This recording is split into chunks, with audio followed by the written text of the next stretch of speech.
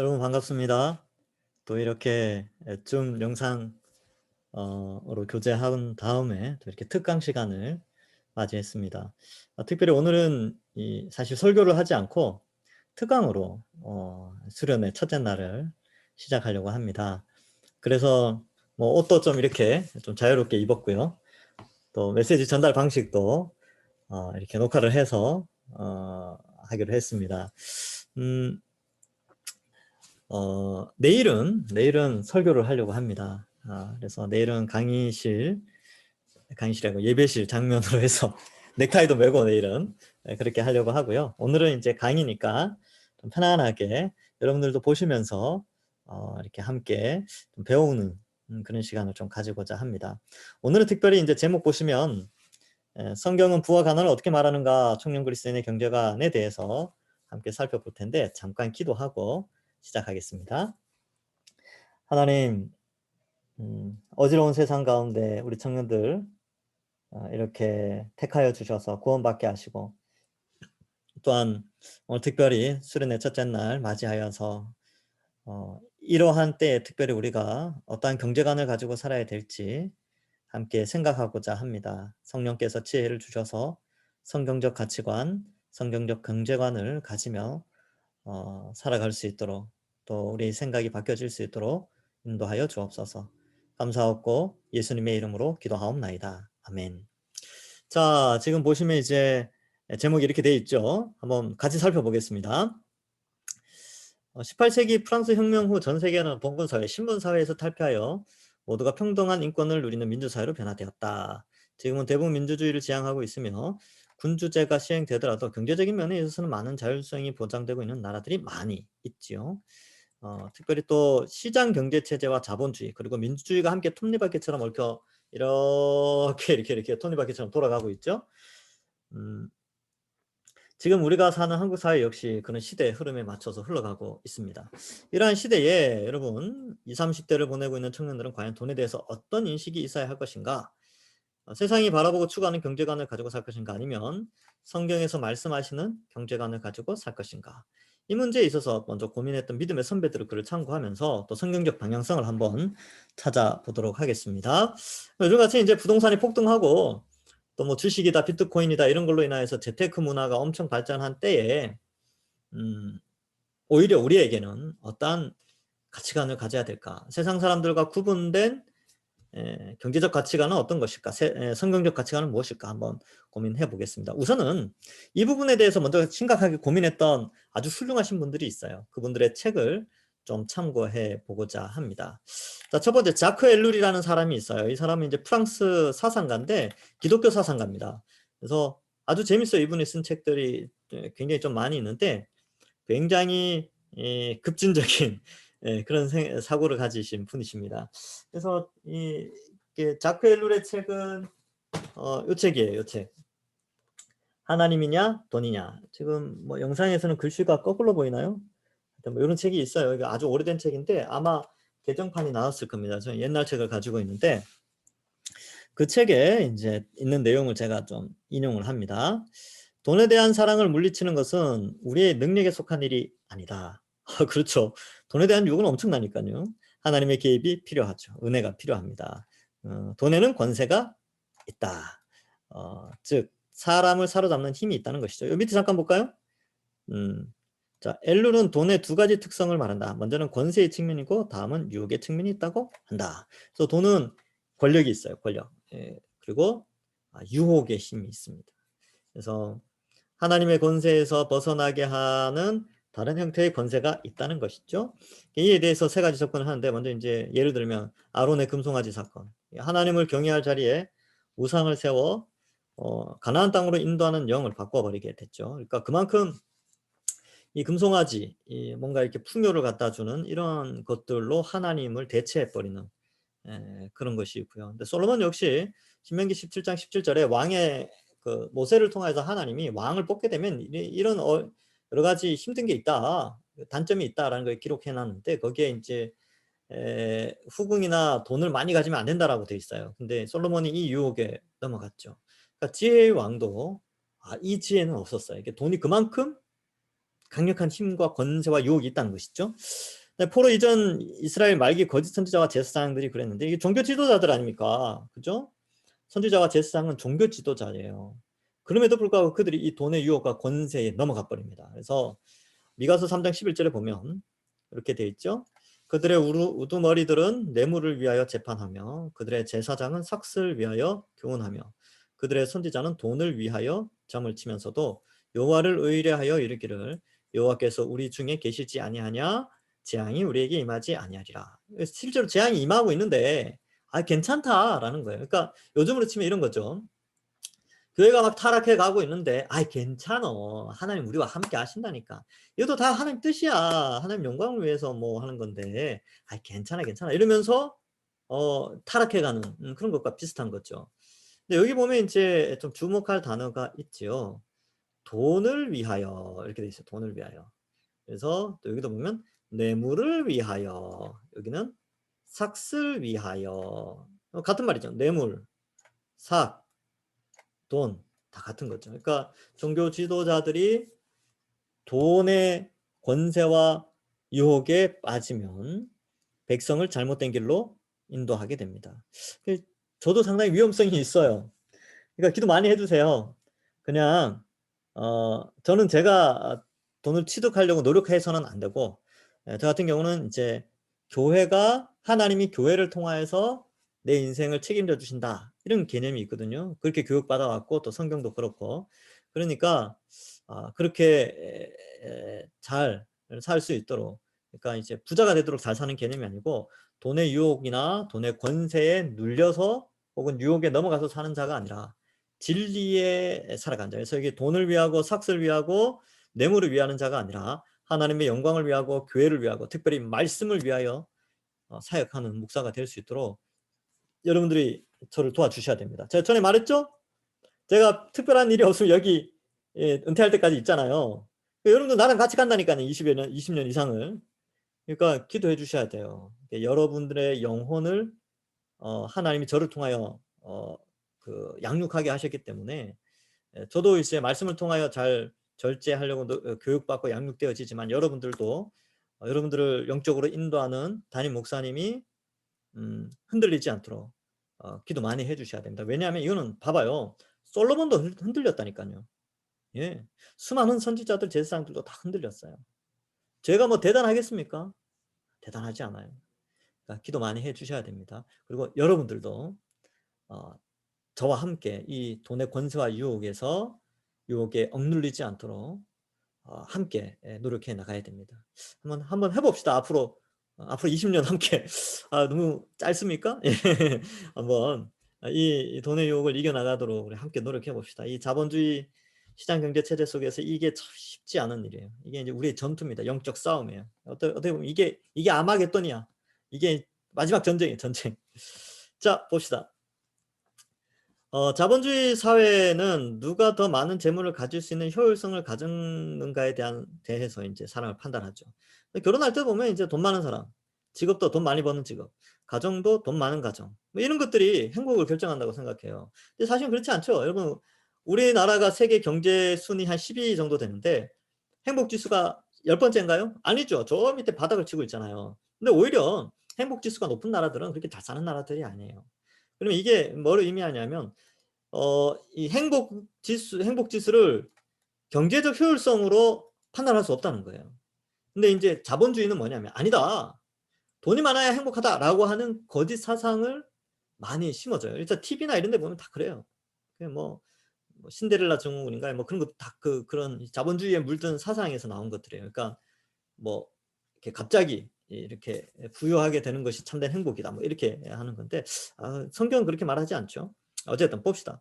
그러나 그것은 아들을 주시기까지 우리에게 사랑하시어 구원하시는 하나님의 은혜를 바라보는 시각, 우리의 성경적 시각과 굉장히 큰 차이를 가지고 있지요.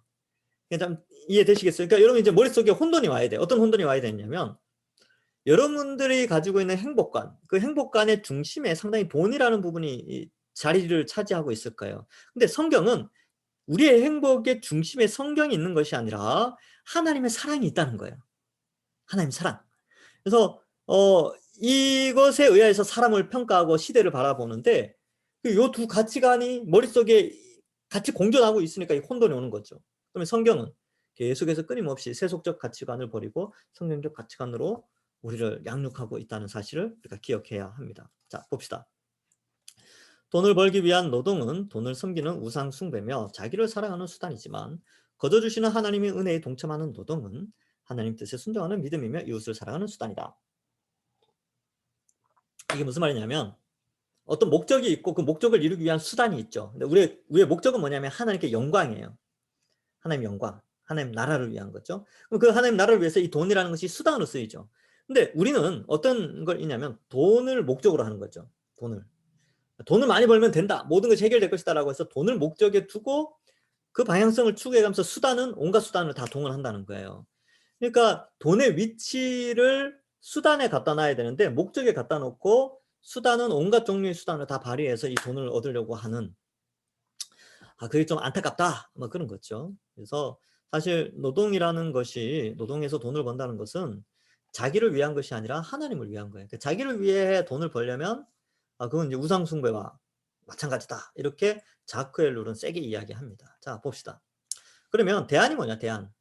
자크 엘룰이 제시하는 대안은 이렇게 돼 있죠. 돈의 권세로부터 해방되는 길은 사회생활로부터 도피하는 은신생활이 아니며 부자가 되어 돈의 권세를 장악하는 길도 아니다. 두 가지 설명하죠. 도피도 아니고 돈을 많이 버는 것도 아니다.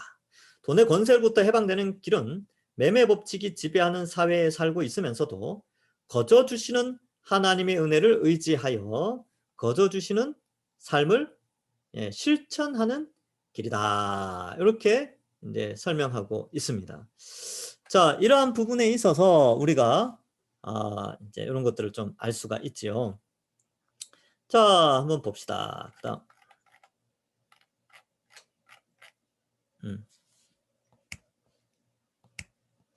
자, 그다음 두 번째, 데이비드 웰스라는 사람이 있습니다. 이 데이비드 웰스는 제가 이제 굉장히 존경하는 분이에요. 이분은 날 모르죠.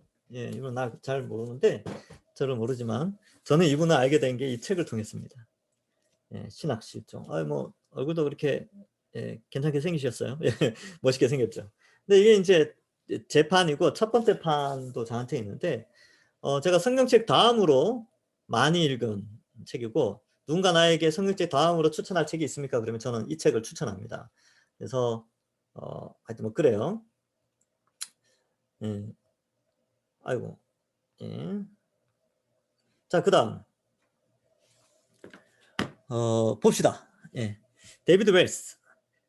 자, 데이비드 웰스는 이렇게 설명을 해요. 자본주의.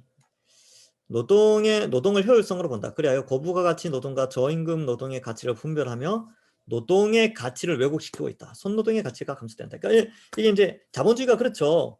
억대 연봉을 받는 일과 최저임금을 받는 일이 구분되어 있다는 거예요. 근데 사실 하나님의 관점에서 보면 그 일이나 이 일이나 다 동일한데, 동일한 일인데 이게 이제 왜곡시켜 놨다는 것이죠. 그러니까 노동의 가치가 다 귀한데 자본주의는 다 귀하지 않다. 어떤 거는 더 효율성이 있고 어떤 거는 효율성이 낮다라고 해서 돈이 많이 지불되어지고 적게 지불되어지는 걸 통하여 노동의 가치를 분리시키죠. 근데 이제 하나님 보실 때는 똑같지 않아요. 다 귀한 일이에요. 그래서 하나님은 우리를 어느 위치에나 다, 왜냐하면 노동의 가치가 다 동일하다고 하나님 보시기 때문에 우리를 각 위치로 분배를 시켜놨죠. 근데 이제 사람들은 그 분배를 흔들어 놓고 뭐 효율성으로 이제 이렇게 해놓죠. 좀 안타깝습니다. 그다음에 어쨌든 그렇고요. 막스주의라고 하는데 노동이 무엇이냐에 대한 노동은 중요하지 않다. 누가 돈을 더 많이 가져가느냐, 이게 중요하다라는 거죠. 돈을 누가 가져가느냐. 그래서 돈을 골고루 나눠줘야 된다. 국가에서 이렇게 하는 게 이제 공산주의죠. 왜냐하면 돈이 누구에게 퍼져나가는가. 근데 이제 이거는 이론에 불과하죠. 왜냐하면 인간은 죄성을 가지고 있기 때문에 이 죄성을 가진 인간이 어떠한 정치 체제를 가지고 있다 하더라도 돈의 권세와 유혹을 이길 수가 없어요. 그러니까 공산주의도 동일합니다. 뭐 북한이나 중국이나 다 그래요. 다 그 속에 가장 또 이 돈을 공평하게 분배한다고 하지만 또 부를 축적하고 부패하는 자들이 있지요. 자, 그렇게 본다면 이 막스주의도 뭐 자본주의와 별반 다를 거 없지만 오히려 더 더 안 좋군, 지금 안 좋은 결과로 나타나고 있죠. 그래서 뭐 공산주의는 뭐 우리가 '아 저런 게 있구나.' 하고, 또 자본주의도 '아 이런 게 있구나.' 이렇게 아시면 돼요. 자, 그러면 자본주의와 막스주의의 공통점이 있대요. 아 이거 완전히 다를 것 같은데, 완전히 다를 것 같은데 이게 같이 붙어서 간다는 거죠. 어떤 공통점이 있어요. 첫 번째는 두 사조 모두 소유가 삶을 규정합니다. 많이 가졌느냐 적게 가졌느냐, 아니면 어떻게 나누어 가지느냐, 요 문제죠. 두 사조 모두 가난은 좋지 않다, 이렇게 판단하는 거예요. 근데 성경에서는 오히려 가난한 자는 복이 있다라고 말하죠. 심령이 가난한 자는 복이 있고요, 또 가난한 자는 복이 있어요. 또 예수님 오셔서 가난한 자들에게 복음이 전파된다. 그리고 예수님은 또 가난한 자들과 또 함께 하셨어요. 이런 것들을 볼 때 가난이 성스럽지 못하거나 안 좋은 것이 아니라는 것을 오히려 우리에게 역설적으로 말씀해 주는 그런 모습도 있어요. 자, 봅시다. 개혁주의는 돈보다는 노동의 본성 자체에 더 관심을 가진다. 노동하는 사람이 지식인이냐 육체 노동자냐가 아니라 우리의 영성이 드러나도록 일을 하고 있느냐 그렇지 않느냐 하는 것이다. 그렇기 때문에 가난의 문제는 부정적일 수 없다. 부의 문제도 마찬가지다. 가난과 부는 올바른 노동의 의미로 인해 목적이 될 수 없다. 수단이 될 뿐이다. 그러므로 부한 자는 목적을 위해 더 큰 영역의 책임이 있다. 뭐 이렇게 돼 있는데, 데이비드 윌스의 말이에요. 이런 거죠. 노동의 가치가 하나님이 보실 땐 다 동일한데 사람이 이걸 나눠 놨다는 거예요. 근데 하나님이 왜 이렇게 동일한 가운데 사람들을 다 골고루 배포시켰냐 하면, 그러니까 자본주의 관점에서 보면 어떤 사람은 부유한 자리에, 어떤 사람은 중간, 이렇게 단계를 나눠서 하나님이 배치를 시켰냐면, 그 위치에 들어가서 각자의 위치에서 하나님께 영광을 돌리라는 거예요. 이제 복음을 전하고 그리스도인의 삶의 영광을 드러내고 하나님의 영광을 드러내는, 말씀의 영광을 드러내는 그런 위치에 우리를 골고루 배치시켜 놨다는 겁니다. 그러니까 가난한 자도 그게 안 좋은 게 아니고 부한 자도 그게 교만할 이유가 아니에요. 다 하나님이 하신 거죠. 중요한 것은 각자의 위치에서 그걸 책임지고 있느냐, 하나님의 영광을 위해서 살고 있느냐, 이게 중요한 겁니다. 그런 의미에서 부한 자들은 그 위치에서 하나님 영광 돌리기가 사실 좀 쉽지가 않아요. 보통 이제 부한 자들은 교만하는 경우가 좀 많아요. 그게 이제 부가 하나님이 그 위치에 배치시켰다라고 생각하지 않고 자기의 노력과 힘에 의해서 그 위치까지 올라갔다고 판단하기 때문에 교만하죠. 근데 가난한 자는 아무것도 없으니까 어때요? 그냥 하나님 의지밖에 안 돼요. 그러니까 하나님 원망해서는 안 되죠. 하나님 왜 저를 여기에 이렇게 가난하게 하셨습니까? 이게 아니라 가난한 자들은 어때요? 하나님 도와주십시오. 그러니까 늘 하나님 의지하는 그런 마음이 있기 때문에 어쩌면 부한 자들에 비해서는 좀 더 영적으로 볼 때는 더 복받는 자들이 아닌가. 물론 자본주의 관점에서 볼 때는 복받은 자가 아니죠. 그러나 신앙의 관점에서 볼 때는 가난한 자들에게 오히려 신앙이 더 깊어질 수 있는 환경이 열려져 있는 그런 것이라고도 볼 수도 있어요. 예수님도 이제 가난한 자들과 함께 하셨으니까, 또 예수님 자체도 "인자는 머리 둘 곳이 없다."라고 말할 정도로 가난하게 사셨어요. 전적 하나님만 의지하며 살라는 뜻이죠. 자, 봅시다. 데이비드 윌스는 이제 그렇게 이야기를 해요. 그래서 돈은 수단이다. 하나님의 영광을 나타내기 위한 수단이다. 이걸 설명하고 있습니다.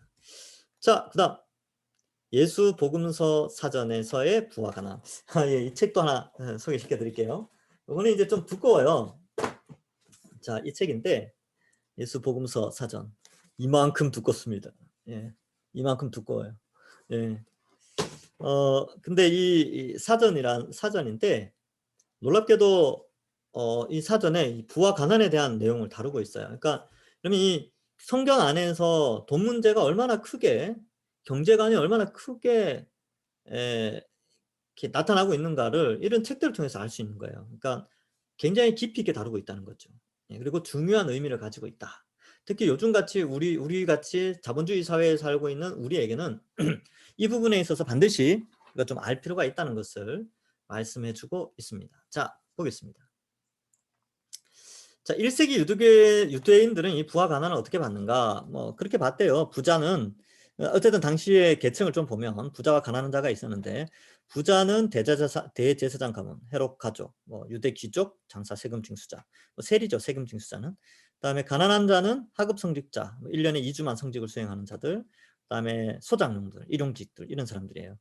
근데 이제 희한하죠, 그죠? 여기 이제 대제사장 가문이 종교 지도자였으니까. 어쨌든 뭐 종교 지도자들이나 헤롯 가족은 정치, 그러니까 이스라엘이라는 나라는 아주 독특하게 2000년 전에 일반 국가 체제를 가지고 있었지만 이스라엘 나라 자체가 이 유대교 전체가 유대교예요. 유대교. 그렇기 때문에 이 종교 지도자의 역할이 굉장히 중요하고 큰 권력을 가지고 있습니다. 그러니까 자연스럽게 부가 집중되는 현상이 나타났죠. 자, 그래서 만약 그러한 부분들이 나타났었습니다. 자, 계층은 이렇게 나눠져 있었고요. 그럼 유대교에서의 경제관은 어땠는가? 이렇게 경제관이 나타났어요. 재물은 악이 아니었죠. 예, 그렇죠. 재물은 수단이죠. 하나님의 영광을 위한 수단이죠. 뭐 동의할 수 있습니다. 그러나 경험적 관찰을 통해서 부의 축적이 탐욕과 권력의 남용을 하는 경향이 있음을 알았어요. 그래서 유대인들도 이 경제적인 것에 있어서 그 유혹이 크다는 걸 알고 있었습니다. 이게 좋은 영향력을 미친다라고 생각하지는 않았어요. 그런데도 어때요? 또 이제 자기들 종교 지도자들 말씀을 가르치는 자들이 좀 부유했죠. 그래서 자신의 부의 축적을 또 이제 설명을 하면서 이것 부유한 자도 의인이다라는 것을 나타내기 위해서 어떻게 했냐면 부유함이 있으면 어떻게 가난한 자들을 도와야 된다. 그러니까 자선, 예, 그죠? 가난한 자선을 통해서 많은 것도 좀 나타냈어요. 근데 여기 보면 이제 의로운 사람은 가난하게 되는 경향이 있었는데 부자가 의를 증명할 수 있는 방법은 자선을 통해서 가능하다라고 돼 있어요. 자선. 잘 도와야 된다 이런 거였죠. 그래서 돈을 아무리 어떠한 수단과 방법을 통해서 돈을 많이 모았더라도 그가 자선을 잘 베풀면 의인이다 이렇게 생각을 했던 거예요. 그러니까 어때요? 한쪽으로는 가난한 자를 막 쥐어짜 가지고 돈을 모으고 한쪽으로는 그걸 또 자선을 베풀어요. 그러면 어떻게 돼요? 의인이라고 인정을 받는 그런 참 모순에 쌓여 있는 그런 게 좀 있었어요. 그래서 야고보가 이걸 굉장히 좀 신랄하게 비판합니다. 나중에 여러분 야고보서 한번 뒷부분 읽어보세요. 그런 게 나와요. 가난한 자에 대한 반응은 자선으로 나타난다고 생각했다. 자선을 능가하는 의로운 행동은 오직 토라, 구약성경 중에 모세오경이죠. 모세오경에 대한 묵상뿐이라고 말했다. 부유하고 권력 있는 자들이 많은 자선을 베풀었지만 여전히 의인들을 압제한다는 사실을 사람들은 알았어요. 그러니까 아까 좀 전에 말했던 그 모순이죠. 결론적으로 의인의 공동체는 가난한 사람들로 이루어질 가능성과 부는 반드시 완성될 하나님 나라에서 의인에게 돌아오겠지만 이게 이제 예수님이 재림하면 하나님 나라의 풍성함은 우리에게 온다는 거예요. 우리 의인들, 예수 믿는 사람들에게 다 와요. 미래적이죠. 근데 이 세상에서는 그렇지 않아요. 예, 또 그럴 수도 있고 아닐 수도 있죠. 이 세상에서는 가난할 수도 있고 부할 수도 있어요. 하나님이 배치시킨 위치가 있겠죠. 그렇죠? 자, 그다음 예수님의 가르침에 나타난 부와 가난. 재화는 한정되어 있죠. 그러나 부의 축적은 다른 사람의 기본 물질의 손실을 의미한다. 이거는 이제 예수님뿐만 아니라 일반 경제 원리죠. 그러니까 인류가 생산해낼 수 있는 경제는 한정되어 있는데 어느 한쪽을 쏠린다는 것은 어느 한쪽은 부족을 경험하게 됐죠. 뭐 그걸 의미하는 것 같아요. 자, 재물의 위험. 이거 지금 예수 복음서 사전에서 이야기하는 거예요. 재물은 조금 위험성이 있다는 거예요. 왜냐? 재물의 축적은 안전한 것이 아니라 위험한 것이다. 왜냐하면 부는 사람을 유혹하여 하나님에 대한 완전한 충성으로부터 멀어지게 하기 때문에 그렇다. 아까 자크 헬럴이 그랬죠. 돈은 권세가 있고 유혹이 있다. 그래서 이 유혹의 관점에서 위험하다. 이런 거예요. 자, 마가복음 4장 18절 19절 여기 나오는데 지난주 제가 수요 예배 설교 때 했던 건데 유튜브나 홈페이지에 들어가면 이제 요 설교 내용이 있어요. 어떤 이는 가시떨기에 뿌려진 자니 이들은 말씀을 듣기는 하되 세상의 염려, 재물의 유혹과 기타 욕심이 들어와 말씀을 막아 결실하지 못하게 되는 자여라고 되어 있습니다. 재물은 만몬, 이 만몬은 돈의 신이거든요. 재물은 만몬, 돈의 신과 같은 우상 숭배 성격을 가지고 있다. 여기 뒤에 나와요. 그래서 재물을 섬김의 대상으로 본 것은 돈 자체의 권력을 의미하며 돈 자체가 이제 권력을 가지고 있다는 거죠. 이건 예수님이 이 말씀하신 거예요. 무인격, 돈은 인격이 없죠. 지정의가 없어요. 예. 지성, 감정, 의지가 돈에는 없죠. 그런데 그 무인격인 돈을 대상으로 섬긴다라는 용어를 쓰므로 우상 숭배, 만몬주의를 설명하고 있죠. 예수님 하신 말씀 있죠.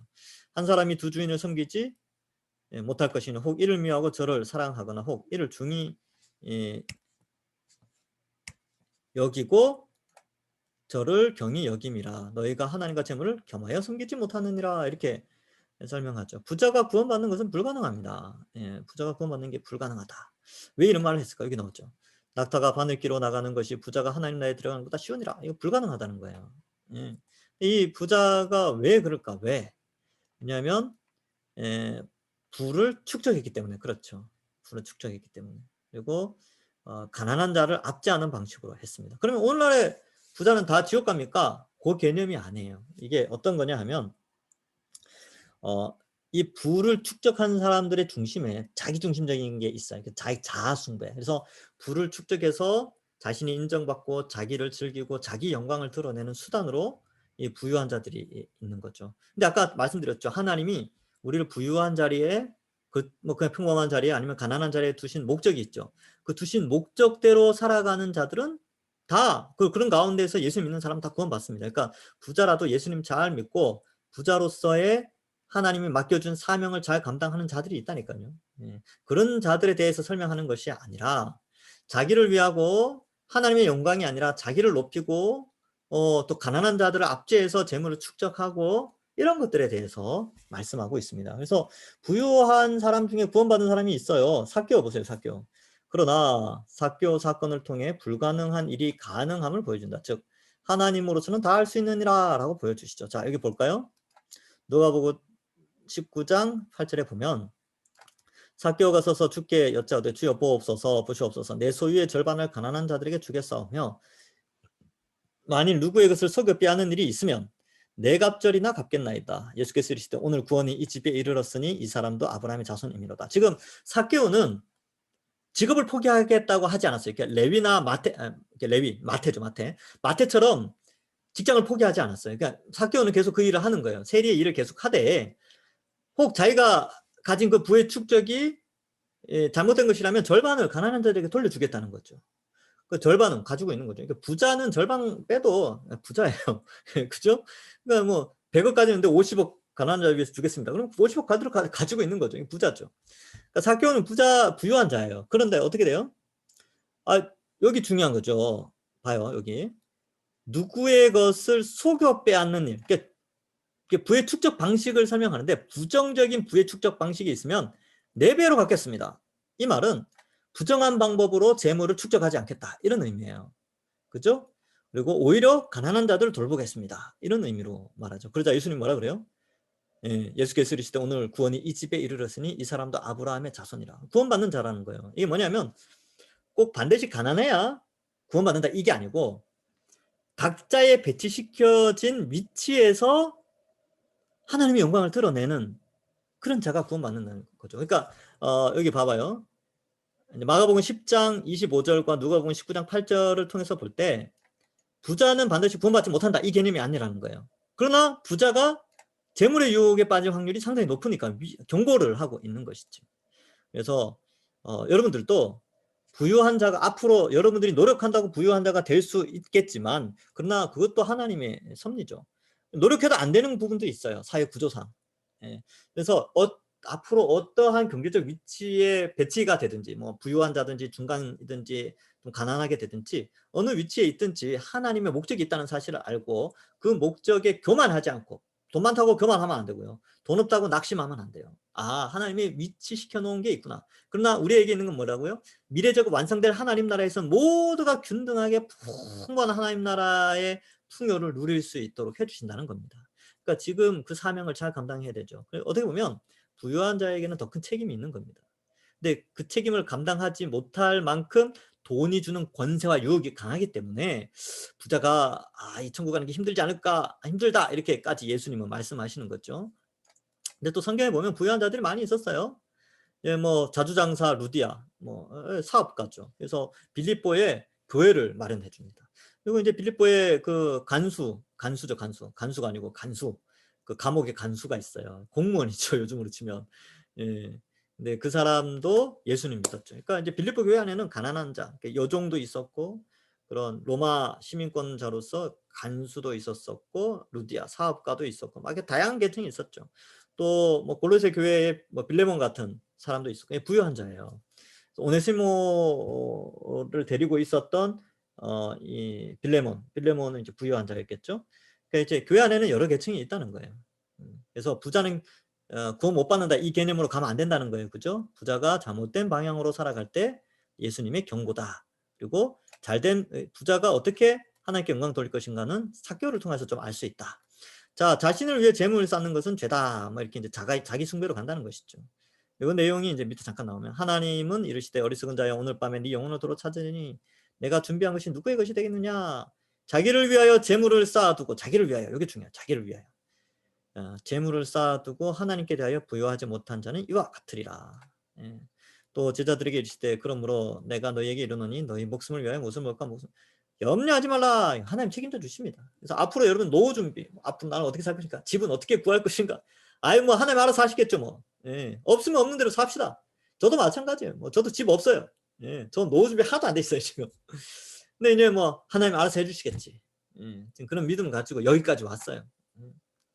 제가 이제 그 이야기 했나요? 옛날에 우리 집사람이 이제 믿음이 좋죠. 저 같은 사람이랑 결혼을 했으니까. 근데 이제 걱정을 좀 하더라고요. 노후 문제를 조금 걱정하길래 제가 그랬어요. 노후 문제 뭐 걱정하지 말자.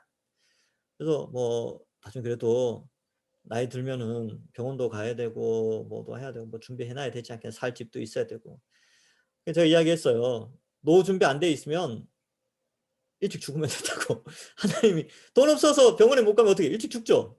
그럼 그렇게 된다고. 하나님 알아서 해주시겠지. 그렇게 이야기를 한 적이 있어요. 참 무책임했죠. 어떤 면에서는. 아내한테 좀 미안한데 그래도 믿고 따라오더라고요. 하나님 책임져 주시겠지 하고 여기까지 온 거예요. 그래서 앞으로도 마찬가지입니다. 앞으로도 제가 뭔가를 준비하기보다는 하나님이 내 인생 책임져 주시겠지. 예, 뭐 이렇게 생각을 가지고 있어요. 집이 없다고 막 뭐라고 막 하죠. 그죠? 집이 없어서. 여러분, 뭐, 용기 잃지 맙시다. 용기 잃지 말고, 이제 어쨌든 하나님이 인도하시는 대로 기도해 봅시다. 하나님이 선하신 길로 인도해 주시기를 저도 계속 기도합니다. 여러분 너무 낙심하지 말고요. 또 뭐 집값이 이렇게 올랐다가 또 뚝 떨어질 때도 있어요. 예, 뭐 그러니까 너무 염려하지 마시고, 예, 그렇게 삽시다. 지금 중요한 것은 이렇게 나와 있죠. 너희 목숨을 위하여 무엇을 먹을까, 무엇을 위하여, 몸을 위하여 무엇을 입을까 염려하지 말라. 염려하지 맙시다. 하나님께 맡깁시다. 자, 재물을 건전하게 사용하는 유일한 방법은 가난한 자들을 돌보는 것이다. 라고, 예, 이야기했다는 거죠. 요 책에서. 예수복음서 사전. 자, 누가복음 12장 33절에 보면 너희 소유를 팔아 구제하여 낡아지지 않은 배낭을 만들라. 곧 하늘에 둔 바 다함이 없는 보물이니 거기는 도둑도 가까이 하는 일이 없고 좀도 먹는 일이 없느라. 이게 무슨 말이냐면 여러분이 투자 많이 하잖아요. 투자. 부동산 투자. 뭐 투기꾼들 때문에 집값이 이렇게 올랐지만 부동산 투자. 뭐 그다음에 주식 투자. 또 뭐가 있습니까? 비트코인 투자. 또 뭐가 있죠? 무슨 투자 이런 게 있는데 성경에서 우리에게 어디에 투자할 것인지 명확하게 가르쳐주고 있어요. 이건 예수님이 하신 말이기 때문에 확실합니다. 수익률 뭐 몇천 퍼센트, 뭐 몇천 퍼센트가 아니죠, 뭐. 그렇죠? 예수님이 명확하게 이야기했어요.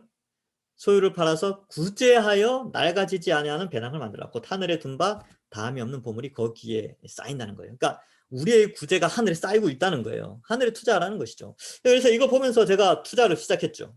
저도 투자하는 사람이에요. 하늘에. 그래서 제가 받는 사례의 일정 금액을 제가 우리 아내랑 이야기를 했어요. 요 정도는 우리가 구제를 하자. 예, 이렇게 생각을 했어요. 그래서 한 11조를 내잖아요. 11조의 절반 정도. 그러니까 수입의 5%죠. 그러면 수입의 5%를 구제비로 낸다는 건 굉장히 큰 금액이죠. 그죠? 근데 이제 옛날에 아내랑 이야기를 했어요. 우리 이 정도는 한번 하자. 그래서 지금 이제 제가 좀 투자를 하고 있어요. 하늘에 투자하고 있죠. 주변에 이제 가난한 분들이 많아요. 제 주변에 가까운 사람들에게. 그래서 그런 분들 지금 돕고 있는데 제가 왜 이 말씀을 하냐면 제 자랑이 아니라 여러분들도 그렇게 살아야 된다는 겁니다. 그렇게. 돈 많이 버세요. 전 여러분 돈 많이 벌었으면 좋겠어요. 다들 부자 됐으면 좋겠어요. 그리고 구제하십시오. 하늘에 투자하십시오. 정말 간절히 바라는 겁니다. 여러분들만 좀 잘해도 하나님 기뻐하십니다. 이 동산교회는 아주 영광스러운 교회가 될 거예요. 칭찬받는 교회가 될 겁니다. 지금도 칭찬받고 있지만 어쨌든 요거 명심하세요. 요거 예수님이 우리에게 투자 방법 알려주셨어요. 어디 가서 유튜브에서 투자 방법 이런 거 배우지 말고 성경에서 투자 방법 배우셔야 돼요. 자, 유대교와 달리 예수님은 자선을 높은 가치에 두지는 않아요. 물론 이제 이렇게 말씀을 하시죠. 말씀을 하시는데 그럼 예수님이 좀 강조하는 게 뭘까? 더 강조하는 게 예수님은 제자도와 관련해서 자기를 부인하고 예수님을 쫓아 사는 삶을 강조하십니다. 그리고 무엇이 하나님의 영광인가를 말씀하시죠. 향유를 붓는 여인을 욕하는 가룟 유다에게 재물을 사용하는 하나님의 영광을 위해 재물의 사용은 하나님의 영광을 위해 쓰일 때가 가치가 있다. 그러니까 이제 여인이 이거 엄청 비싼 1년 연봉, 노동자 1년 연봉에 해당되는 향유를 예수님 발에 붓거든요. 근데 왜 붓냐면 장례를 준비하기 위해서. 근데 가룟 유다가 아이고 저거 팔아가지고 구제 좀 하지. 그러니까 야 아니다. 하나님의 영광을 위해서 쓰이는 것이다. 그걸 또 높게 평가했다는 거예요. 그러니까 여러분들이 이 재물이 쓰일 때에 여러분 이렇게 생각할 수 있어요. 교회가 헌금을 하면 전액 다 구제해야 된다 이렇게 생각할 수 있는데 아니 그렇지 않아요. 하나님의 영광을 위해서 귀하게 쓰이는 것이 굉장히 중요하고 여러분들의 재물도 마찬가지예요. 여러분들을 위해서 여러분들 뭐 옷 입고 이런 거 필요하죠. 그런데 어떠한 부분 일정한 부분 구제하고 또 헌금을 하는 목적이 하나님의 영광이 된다면 하나님 기뻐하십니다. 예, 그걸 이제 좀 이해를 하시는 것이죠. 그래서 하나님의 영광을 위해서 쓰고 있는가 쓰여지고 있는가 나는 얼만큼 하나님의 영광을 위해서 쓰고 있는가 이런 것들을 좀 생각해 볼 필요가 있습니다. 그래서 우리가 이제 헌금을 어떻게 뭐 지금 이 헌금 이야기는 아니지만 헌금에 대해서도 잘 생각을 해봐야 돼요. 하나님 우리가 내는 헌금은 하나님 나라를 위하여서 하나님 영광을 위해서 쓰일 때 가치가 있다. 이걸 꼭 기억하시기 바랍니다. 자, 그다음 요한복음 12장 8절에 가난한 자들은 항상 너희와 함께 있거니와 나는 항상 있지 아니하니라 라고 하면서 이 향유 붓는 사건에 대해서 보충 설명하고 있죠. 자, 하나님은 가난한 사람들에게 특별한 관심을 가진다. 그럼에도 불구하고 가난한 사람에게 관심을 가지죠.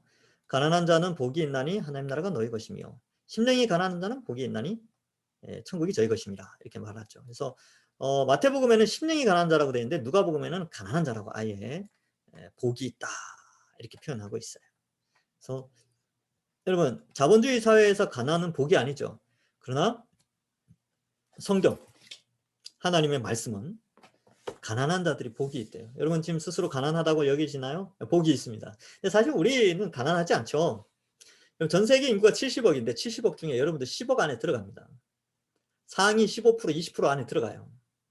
이게 무슨 말이냐면 상당히 부자라는 겁니다. 여러분이 뭐 그죠? 온 마음대로 살 수 있죠. 그리고 특별히 아플 때 어때요? 아플 때. 아플 때 약 사 먹을 수 있잖아요. 백신도 얼마나 일찍 들어옵니까 우리나라. 다른 저개발 국가에 비해서. 그러니까 선진국 수준이죠. 그러니까 굉장히 부자라니까요 우리가. 그러니까 그래요. 그러니까 그렇게 인식을 하고 여러분 상대적 빈곤감 때문에 가난하다고 여겨질 수는 있는데 아니요 우리 부자예요. 그럼에도 불구하고 성경은 가난한 자는 복이 있다라고 말해요. 왜 그러냐면 이 영적인 요소가 있어요. 경건한 남은 자로 지칭되기도 하고 항상 압제와 무력을 위로부터의 무력을 경험했음을 알려주고 뭐 이렇게 을이죠 을. 갑과 을의 관계에서 늘 을을 경험했다는 거예요. 상속된 신분 유지가 불가하죠. 뭐 가진 게 있어야 상속을 해주죠. 편안하고 안전한 사람을 가난하다라고 평하진 않죠. 그렇죠? 그래서 안정된 삶을 버린 자들이 가난한 자들. 그러니까 가난한 자들의 특징은 미래를 준비하지 않아요. 준비할 수가 없죠. 왜냐하면 가난한 자들은 하루하루가 힘들거든요. 근데 이게 복되대요. 그런 삶을 위해서 예수님도 기도하랍니다. 여러분 주님 가르쳐 주신 기도에 보면 나중에 살피겠는데 일용할 양식을 우리에게 주옵시고 이렇게 돼 있어요. 그래서 뭐 10년치, 100년치 양식이 아니라 그냥 일용할 양식이 있는 그 사람이 복된 자다. 그런 것을 좀 설명해 주고 있습니다. 자, 봅시다. 돈을 가지고 있지만 공경에 처했을 때 그 돈은 아무런 소용이 없을 때가 있어요. 그래서 그죠. 이럴 때가 이제 참 있어요. 돈은 있지만 해결할 수가 없죠. 예. 자, 재물이나 다른 안전 수단에 집착하면서도 심령이 가난하기 때문에 이러한 축복을 요구할 수 있다는 말은 팔복이나 뭐 구절이 없다. 그러니까 그런 거죠. 그러니까 이런 거예요. 심령이 가난하다는 그러니까 가난한 자는 복이 있는데 혹은 심령이 가난한 자는 복이 있는데 부유하게 살면서 심령이 가난하다고 표현하는 것은 없다는 거예요. 그래서 이제 이런 것들을 설명하면서 부에 집착하는 거죠. 여기 보면 이제 중요한 단어가 집착 있죠. 그러니까 부가 있을 수는 있죠. 그러니까 부유한 자도 구원받잖아요. 근데 거기에 집착하는, 그러니까 하나님의 영광에 집착하거나 하나님을 위해서 이렇게 눈을 돌리는 게 아니라 돈에만 집착하는 그런 사람들이 펄복을 누린다고요? 예, 그런 건 없다, 이런 의미가 있습니다. 안전수단을 가지고 있을 경우에 그들은 예수님이 가난한 자들에게 전하는 복음을 필요로 하지 않는다, 이렇게 되어 있습니다. 그래서 안전수단 뭐 이런 거, 돈이 많을 때는 예수님을 잘 의지하지 않아요. 그러니까 돈이 많은데 뭐 해결, 잘 편안하게 사는데 복음을 의지하는 경우가 있다는 거죠. 천국을 얻은 부자들도 있지만 복음서에서 언급된 그런 부자들의 유일한 예는 관대하게 자기 재물을 나눈 삭개오와 같은 사람들이다. 천국을 얻은 부자죠. 그러니까 이런 삶의 방식을 잘 이해한다면 되죠. 그래서 이렇게 함으로 그들은 고난에 동참한다. 그래서 삭개오가 그랬을 거예요. 다른 세리들하고는 삶의 방식이 많이 달랐겠죠. 다른 세리들은 막 축적을 하고 자기를 위해서 사는데 삭개오는 가난한 자를 돌보고 예수님 믿고 그 자기가 처한 위치에서 하나님 영광 돌리고 그렇게 살았겠죠. 네, 자꾸 이게 제가 마우스를 자꾸 옮기네요. 음.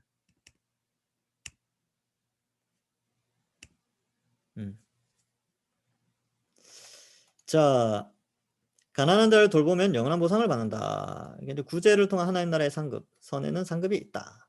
가난한 자를 초대라. 이 내용 볼까요? 오직 너희를 위하여 보물을 하늘에 쌓아두라. 거기는 좀이나 동록이 해하지 못하며 도둑이 구멍을 뚫지 못하고 도둑이. 이거 아까 투자 이야기했죠. 투자, 영적인 투자, 하늘 투자. 적은 무리여 두려워 말라. 너희 아버지께서 그 나라를 너희에게 주시기를 기뻐하시느니라. 너희 소유를 팔아 구제하여 낡아지지 않은 배낭을 만들라. 이것도 아까 이야기했던 거예요. 자, 잔치를 베풀거든 차라리 가난한 자들과 몸 불편한 자들과 저는 자들과 맹인들을 청하라. 이게 이제 사회적 약자들이죠.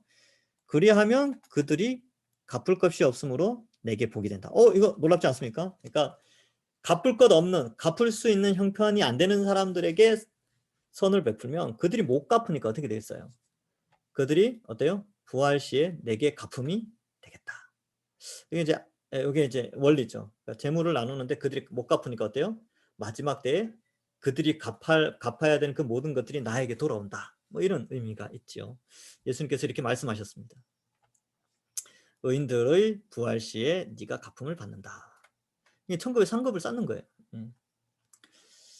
하나님을 향한 철저한 신뢰는 재물을 포기할 수 있는 능력의 기초가 된다. 그러니까 구제할 수 있고 남을 돕고 이런 것들은 재물을 포기할 수는, 남을 구제하는 것은 재물을 포기하는 거거든요. 근데 그렇게 할 수 있는 것은 하나님에 대한 철저한 신뢰죠. 예.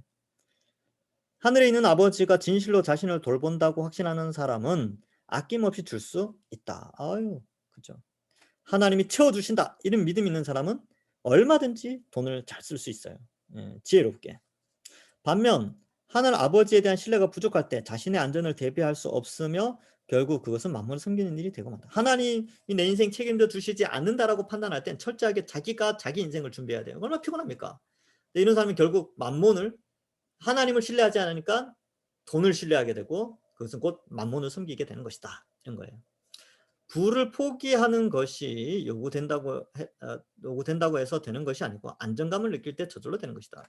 그러니까 이제 하나님 내 인생 책임져 주시니까 지금 좀 부족해도 나보다 더 부족한 사람을 돕겠다, 뭐 이런 마음이 필요한 거죠. 그러나 안전이라는 것은 현재 보이는 물리적인 것에 있지 않고 하나님 아버지를 아는 지식에 그 뿌리를 두고 있다. 그러니까 안전한 거예요. 그러니까 자녀들 봐봐요. 어린 자녀들이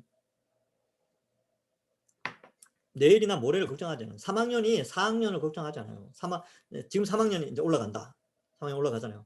내년 내가 지금 이제 4학년 올라가는데 내년에 5학년 될 때 우리 부모님이 나를 학교에 안 보내면 어떡하지?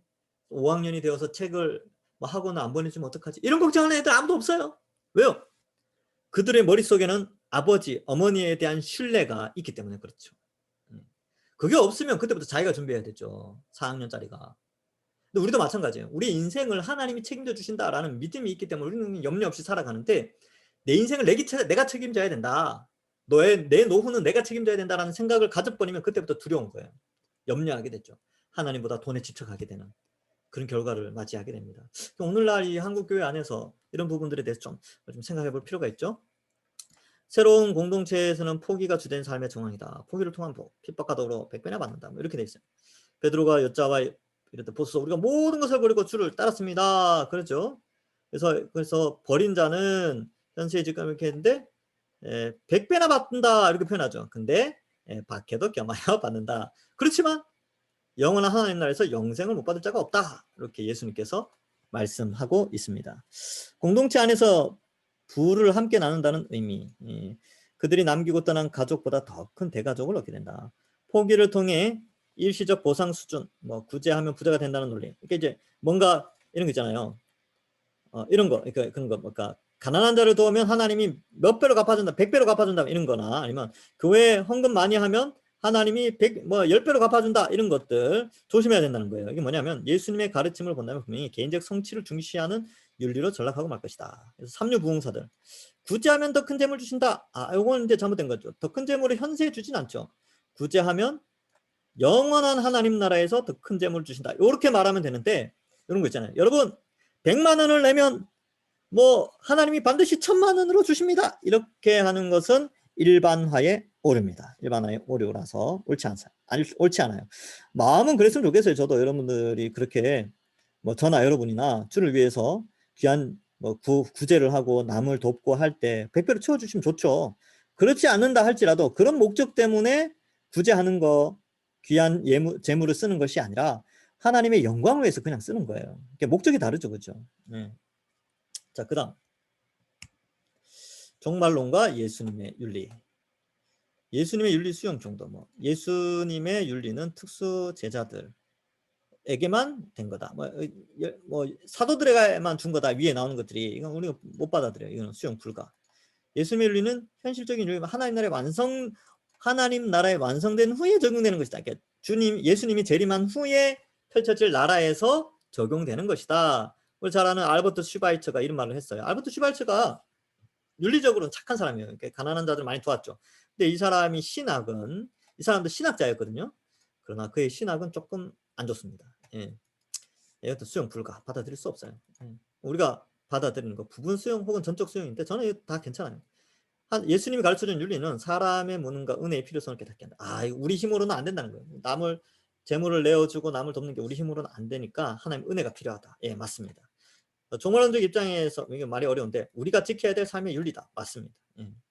종말론적 입장, 앞으로 이제 주님 오심을 맞이하는 입장에서 제자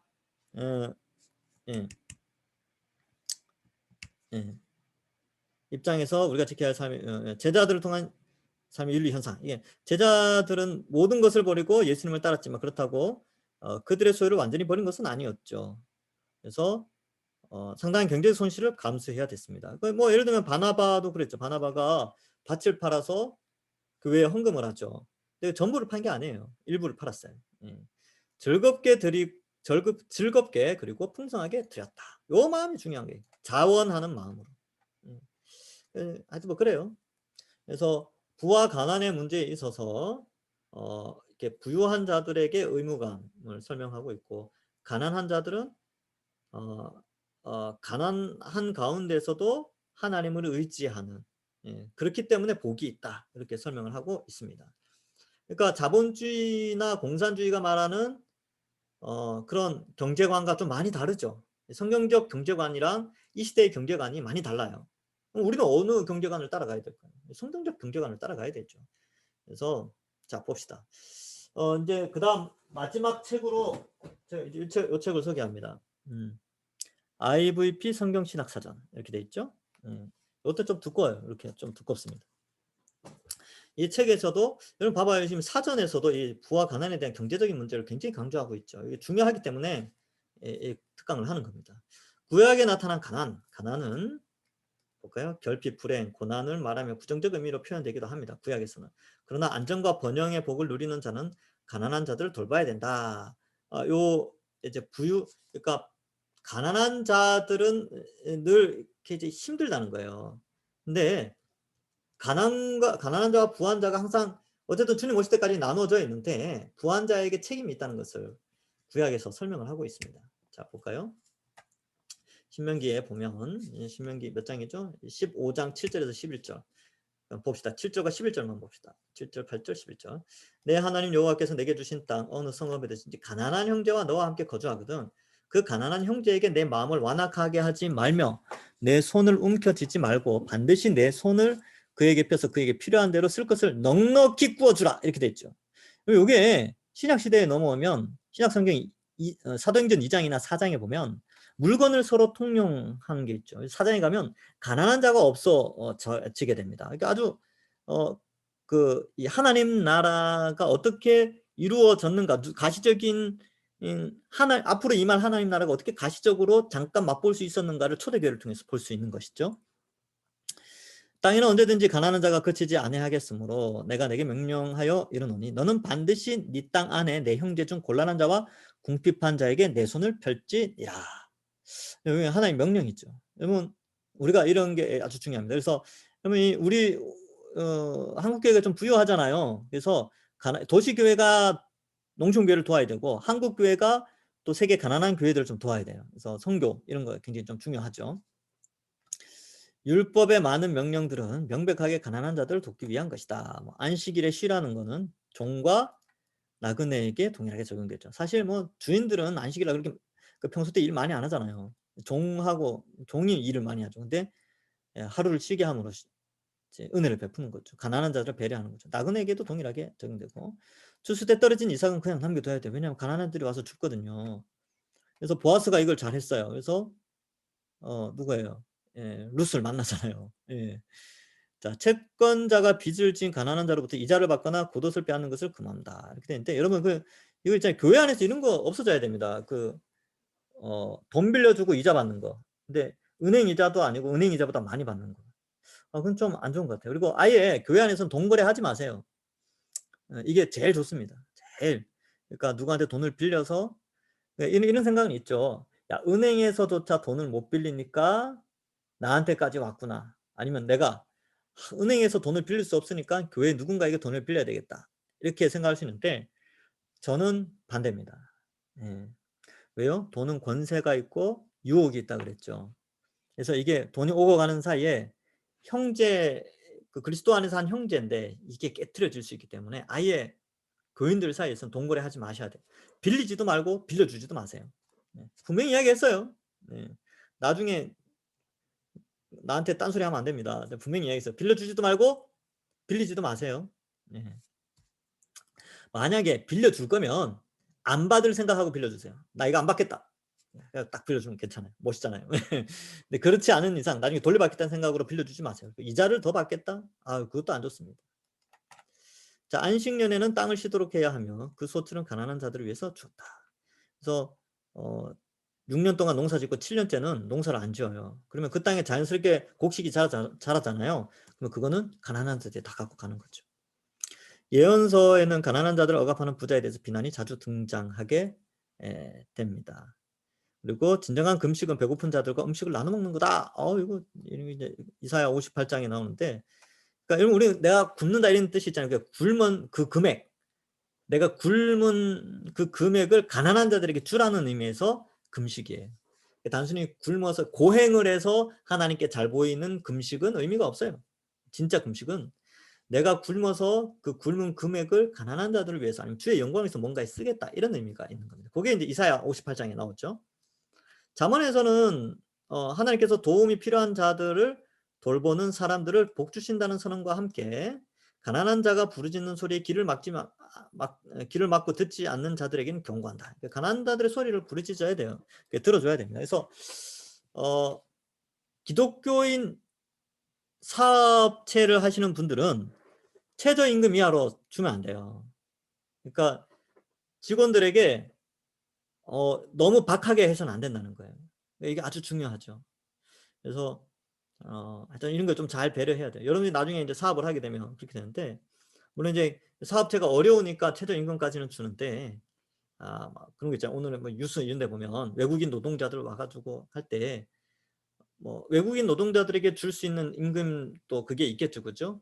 근데 막 그걸 주지 않는다든지 아니면 막 때린다든지 기독교인 사장은 그러지 않았으면 좋겠어요.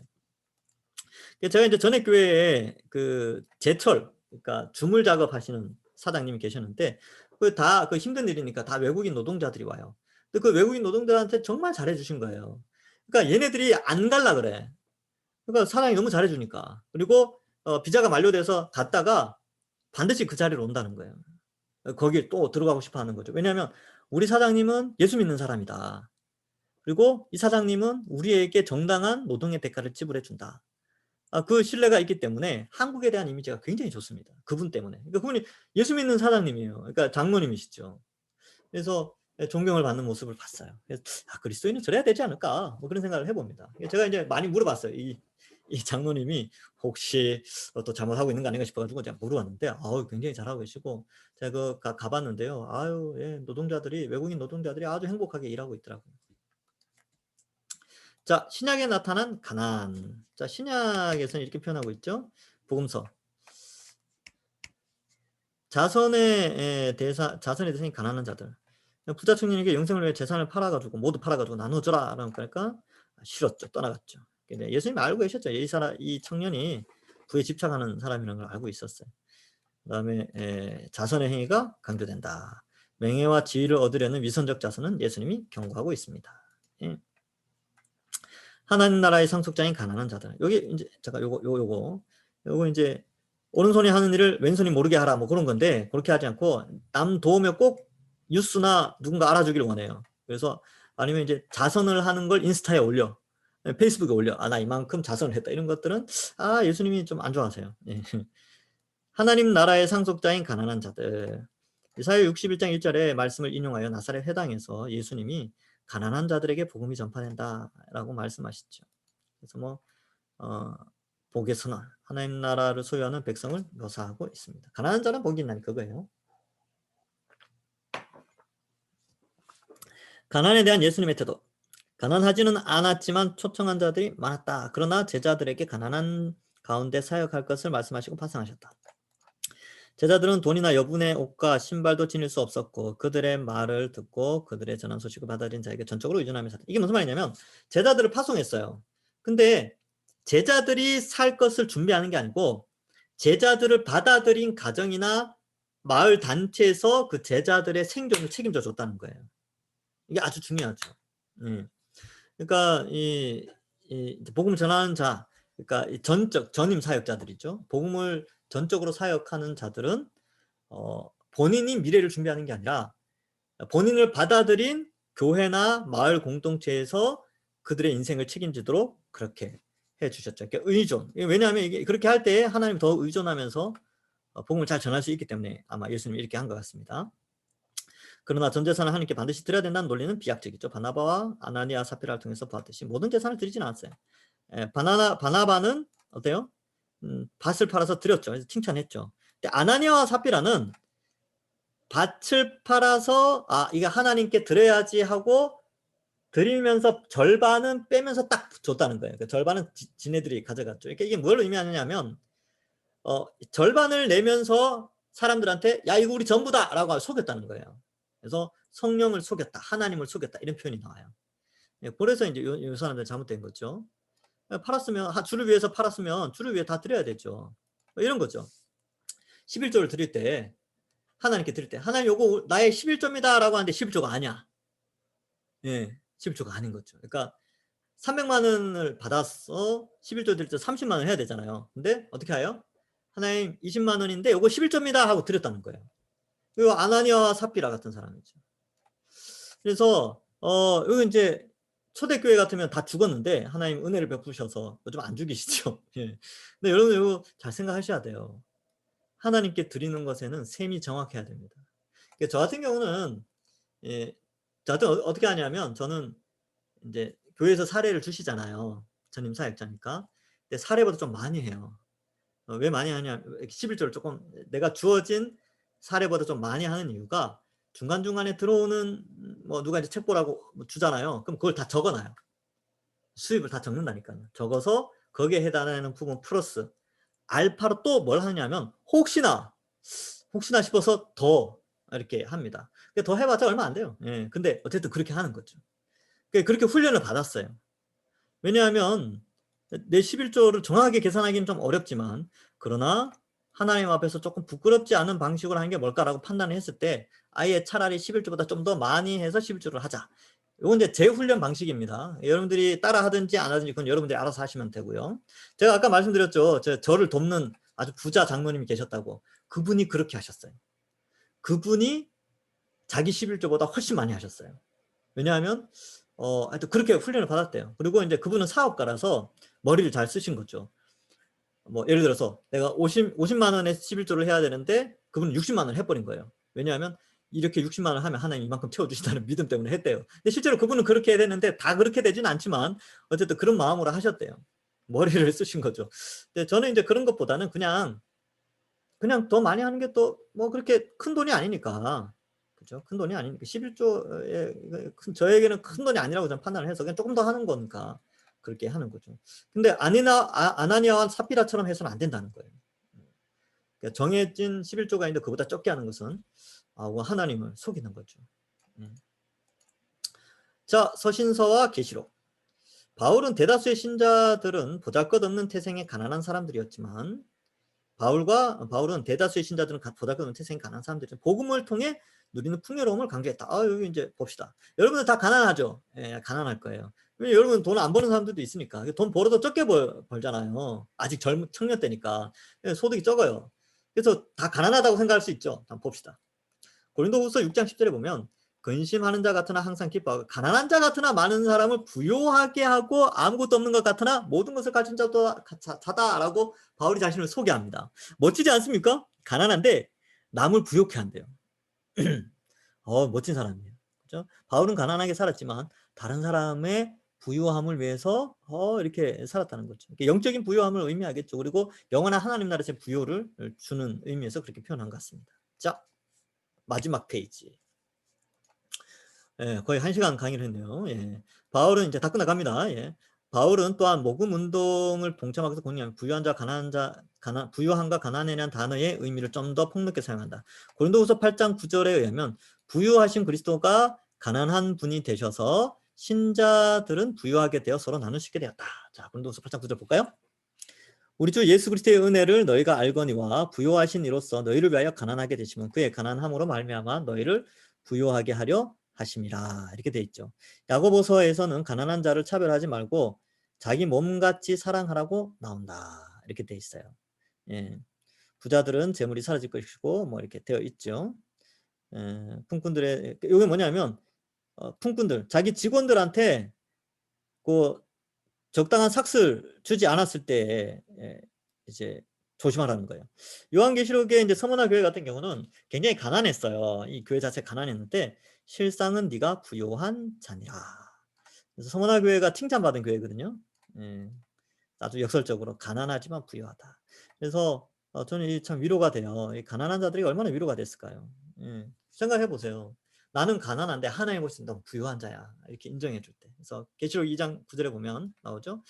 내가 내 환난과 궁핍을 알거니와 실상은 네가 부유한 자니라. 자칭 유대인이라 하는 자들의 비방도 알거니와 실상은 유대인이 아니요 사탄이 했다니라. 뭐 이렇게 핍박이 있었는데 또 핍박 때문에 가난해진 거죠. 사회적으로 고립되니까. 그런데 너희가 실상은 부유한 자다. 이렇게 돼 있다. 그러면 이제 우리가 어떤 경계관을 가져야 되느냐? 자, 이제 두 가지 원리죠. 구제의 원리와 자족의 원리. 자, 우리가 돈에 집착하지 않기 위해서는 앞에 나온 내용을 바탕으로 아래와 같은 성경 구절이 인식이 있어야 돼요. 자, 그것도 구제하여도 더욱 부유하게 되는 일이 있나니 과도히 아껴도 가난하게 될 뿐이니라. 멋지지 않습니까? 이 말이. 구제를 좋아하는 자는 풍족하여질 것이요 남을 윤택하게 하는 자는 자기도 윤택하여지리라. 그래서 여러분이 남을 돕는 것에 지금부터 한번 훈련해 보세요. 저 같은 경우는 제가 이제 5,000원부터 시작했어요. 지금도 하고 있어요. 지금도 이제 고아원 돕는 거를 5,000원 하는데 5,000원부터 시작 한번 해보세요. 1,000원도 괜찮습니다. 어떤 고아원 같은데 이렇게 알아보시고 그래서 아니면 이제 뭐 가끔 가다가 뭐 굿네이버스나 뭐 하여튼 그런 NGO 단체들 있잖아요. 그런데 적은 돈 5,000원부터 한번 시작해 보세요. 풍족하게 하나님 또 채워주십니다. 예, 지금도 하고 있지만 계속 하세요. 한번 해보세요. 자, 그 다음 잠언에 보면 또 이런 말씀이 나오죠. 가난한 자를 구제하는 자는 궁핍하지 아니하려니와 예, 못 본 채 하는 자에게는 저주가 크리라. 그래서 가난한 자들은 못 본 채 하지 말라는 거예요. 예, 도와줍시다. 예. 마태복음 중에 사다 내 구제함을 은밀하게 하라. 은밀히 보는 중에 너희 아버지께서 갚으신다. 이렇게 돼 있죠. 예. 고넬료는 어떤 사람이었어요? 예, 어때요? 천사가 이르되 네 기도와 구제가 하나님 앞에 상달되어 기억하신 바가 되었다. 하나님 다 기억하신다는 거예요. 예. 도둑질하는 자는 도둑질하지 말고 돌이켜 가난한 자에게 구제할 수 있도록 자기 손으로 쓰고 선한 일을 하라. 여러분 열심히 일해서 어떻게 하라고요? 가난한 자들을 구제하라. 이렇게 되어 있습니다. 저 여러분 다 부자 됐으면 좋겠어요. 그래서 우리 주변에 가난한 자들 좀 많이 도웁시다. 예, 많이 도웁시다. 그래서 구제의 권리. 그리스도인은 이 구제를 잘해야 된다. 두 번째, 자족의 원리. 이게 아주 중요하죠. 잠언 30장 8절에 보면 곧 헛된 것과 거짓말을 내게서 멀리 하옵시며 나를 가난하게도 마옵시고 부하게도 하지 마옵시고 오직 필요한 양식으로 나를 먹이소서. 이렇게 기록하죠. 그래서 이런 기도도 참 지혜로운 기도인 것 같아요. 너무 부유해가지고 교만해져서 하나님 모른다고 할까봐, 너무 가난해서 남의 거 막 탐낼까봐, 차라리 그냥 적절히 그냥 가난하게 이렇게 살게 해주시오. 이렇게 이제 아굴은 이렇게 자문을 남겼습니다. 근데 이제 빌립보서나 디모데전서, 마태복음에 보면 내가 궁핍함으로 말하는 것이 아니라 나는 어떤 형편이든지 자족하기를 배웠다. 자족이라는 단어가 아주 중요하죠. 그러니까 여러분 어느 위치에 있든지, 높은 위치에 있든 돈이 많든지 정관 정도 되든지 낮은 위치에 있든지 그냥 자족, 스스로 만족하는 거예요. 디모데전서 6장 1절에 보면 그러나 자족하는 마음이 있으면 경건은 큰 위기에 있다라고 표현하고 있죠. 예. 자족하는 마음이 아주 중요합니다. 그래서 현재 지금 여러분들 궁핍하다고, 나는 가난하다고 생각하십니까? 아니요. 만족하십시오. 자족하십시오. 여러분들보다 가난한 사람들이 전 인류 가운데 한 80% 된다니까요. 자족하는 마음이 있어야 돼요. 그러면 경건에는 큰 이익이 됩니다. 자, 마태복음 6장 11절 예수님이 가르쳐 주신 기도죠. 예수님 뭐라 그랬어요? 오늘 우리에게 일용할 양식을 주시고. 예, 하루 먹을 거 있으면 이 기도가 이루어진 거예요. 이 두 가지 원리, 구제의 원리와 자족의 원리를 가지고 우리는 살아가야 된다. 그리고 부는 권세와 유혹이 있기 때문에 조심해야 되고, 가난은 잘못된 것이 아니고 오히려 하나님과 더 가까워질 수 있는 그런 것이 있다. 자, 결론적으로 그리스도인들에게 부와 가난의 문제는 중요한 삶의 선택을 결정하는 가치관이다. 우리는 물질을 부정적으로 생각할 필요는 없죠, 그죠? 예. 그것에 지배되어 살아가는 처절한 인생을 극복해 가야 되는 숙제가 놓여져 있다. 예, 이거 평생 싸워야 돼요. 저나 여러분들이 평생 이 물질의 권세나 유혹에 빠지지 않도록 싸워야 됩니다. 청년의 때의 직업 선택과 그 목적을 한번 생각해 보고, 또 결혼 후에 어떤 가정을 이루어 갈 것인가 또 생각해 봐야 돼요. 물질 축적만을 위한 계획이 아니라 물질을 잘 다스리는 경제관, 구제와 또 자족을 어떻게 할 것인가, 이러한 것들도 고민하면서 미래를 또 준비하는, 또 올바른 그리스도인의 경제관을 가지는 여러분들 되기를 주님의 이름으로 간절히 축원합니다. 잠깐 기도할까요? 하나님, 우리 청년들 오늘 귀한 특강을 배웠습니다.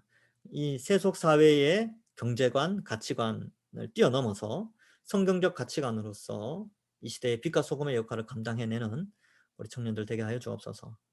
가난하다고 낙심하지 않고 오히려 그것이 하나님을 의지하고 영적으로 부유해질 수 있는 길임을 오히려 더 감사하며, 부유하다고 교만하지 않고 오히려 가진 재물을 가난한 자들을 위하여 잘 쓰임받아서 하나님께 영광 돌리는 우리 청년들 되게 하여 주옵소서. 이들의 앞으로 이루어질 가정과 삶의 계획들 가운데도 지혜로운 그리스도인으로서 하나님이 기뻐하시는 경제관을 가지고 살아가는 우리 모든 청년들 되게 하여 주옵소서. 감사드리오며 예수님의 이름으로 기도하옵나이다. 아멘. 여러분, 이 시간 잠시 기도하는 시간을 가지겠습니다. 이제 이 영상은 끝나지만 5분 10분 정도 조용한 곳에서 여러분들이 기도했으면 좋겠어요. 하나님, 이 물질의 유혹이 특별히 큰 이 시대에 성경적 경제관을 가지고 살아갈 수 있도록, 그리고 끊임없이 차오르는 탐심과 물질의 권세와 유혹을 잘 극복해낼 수 있을 만큼의 든든한 믿음을 가질 수 있게 해달라고 그렇게 기도하시고 개인적인 기도하시는 시간을 꼭 가지시기 바랍니다. 여러분, 축복합니다.